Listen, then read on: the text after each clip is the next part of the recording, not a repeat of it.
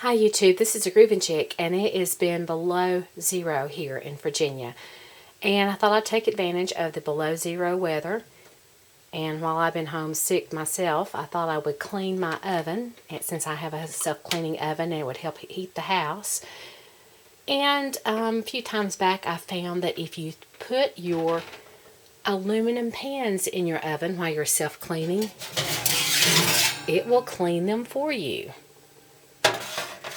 So that was an aluminum pan that I had that was all crusted over with grease, and now it's nice and clean, and I don't have to scrub and clean it with a Brillo pad. Also, I had found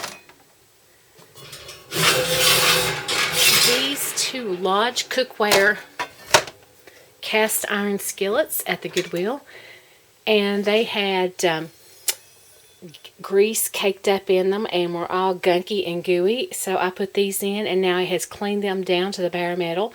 So now they are ready to be re-seasoned, and I will show you how to do that in another video.